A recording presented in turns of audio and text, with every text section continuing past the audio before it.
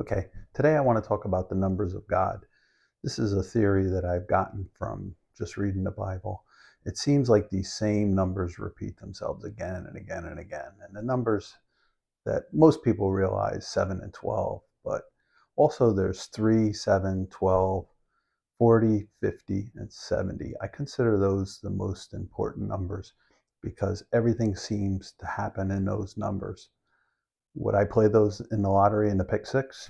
Nah, I wouldn't. I wouldn't gamble with God's numbers. First number up would be number three. Three, God is a Trinity: Father, Son, Holy Ghost. Second time, three appears in so many times in the Bible that I'm just listing a few examples. The Levites, he had three sons: Merari, Gershwin, and Kohath, and those were the three that were in charge of taking care of the temple and the temple things. Three appears again. Jonah was 3 days in the belly of the fish. Yeshua, 3 days and 3 nights in the belly of the heart of the earth.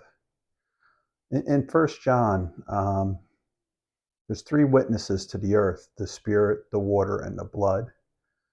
Yeshua, Jesus, cursed three cities: Chorazin, Bethsaida, and Capernaum. Let's see, the Jews were told to make three cities where people who killed somebody, accidentally, that they could flee to. Paul, when Paul was blinded, he was blinded for 3 days. Uh, Peter's dream. I'm trying to think of some things. Peter's dream, when the sheet came down with the animals on it and they said, kill and eat. That dream repeated 3 times. Balaam, Balaam, he beat his ass and he was sent to curse the Jews. Three times he was sent to curse the Jews, and 3 times he ended up blessing the Jews. In New Jerusalem, they spell out 3 gates: east, north, and south. The Revelation, there were 3 bowls of wrath and 3 woes. These are just a few to think about.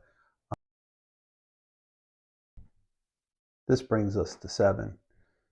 God said there were 7 days to create the earth, 6 to do it, 1 to rest. 7 spirits of God, 7 days in a week, mostly because of the first example.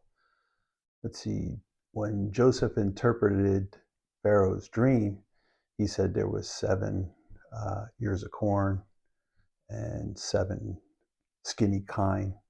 This number repeated again. This is from the book of Enoch. He lists heaven as having 7 layers. On the 7th layer, you can see God in the throne. 7th month of the year in the biblical calendar, Yeshua was born. Let's see, Revelation, there was 7 trumpets, 7 thunders, 7 seals. There's 7 colors in the rainbow. Now we'll bring it to our earth. There's 7 continents, 7 seas.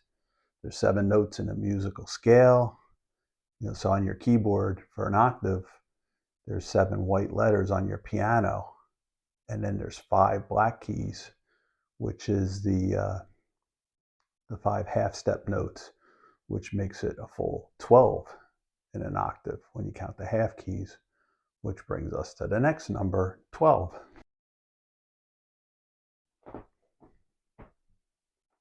When Yeshua fed the 5,000, they picked up 12 baskets of scraps. Yeshua had 12 disciples. Jacob had 12 sons. Revelation, 12,000 of the 12 tribes of Israel will be tagged for saving. The woman Yeshua healed with the issue of the blood, she had that issue for 12 years. The little girl that Yeshua went to the house and healed, she was 12 years old. These are just a few examples, but let's go to 40. Yeshua fasted for 40 days in the wilderness. the Jews spied out the land 40 days and therefore had to march in the desert for 40 years. That was one after the other. David and Solomon both reigned for 40 years. This brings us.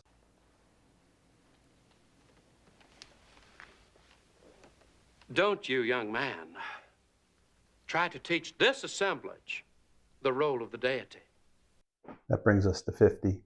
There's 50 days after the Passover, the first Sabbath after the Passover, till you get to Pentecost.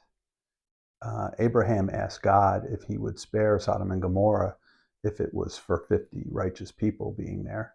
There's 50 loops on the tabernacle to hold the tabernacle curtains. Up to 50 could serve in the tabernacle, or in the temple, I should say. And during the time of Elijah, there were 50 prophets hidden in caves from Jezebel because she was killing the prophets. And 50,000 Philistines were killed by the ark when they captured the ark. And that brings us to 70. Jeremiah said that he predicted that the Jews would be captive in Babylon for 70 years. Daniel's famous prophecy, he said it was 70 times 7. And that was famous in Daniel 9. Yeshua sent out 70 disciples to heal and spread the word. Peter was told to forgive 70 times 7. So these are just a few examples, but these numbers, when you read the Bible, watch out for these numbers. They repeat again and again. You can't imagine how many times. I just gave a few. This is what I just want you to think about. So when I try to put together something in the Bible, I try to look for as many passages that I can to prove the point. I just try not to go with one passage to prove anything. If I can get 3, I feel a little more secure. If I can get 7, even better. But I try to see if I can get 12. And that's difficult. That's a difficult stretch. Just be aware that the numbers are very important, and they stretch it right out into our world. And as I mentioned, in the 7s. So this is the second of our pretty much ground laying of what I want to call the how to theorize and how to put things together. Because the Bible it's very cryptic, and you need little ways to put things together. And I think this is one of the most important discoveries I made when I don't think I made these discoveries. Probably other people realize this too. You hear most people speak of 7 and 12. And yeah, but these other numbers I feel are just as important. They play a lesser role, but everything seems to go that way. So I think next up on our series, I think probably next up maybe I'm going to do the family structure and how I think that plays into heaven. Thanks for watching. Hit the like button. It feeds the alligator. The alligator will go out and bite more Christians, and maybe the people that might get something out of this may get something out of this. Thanks for watching.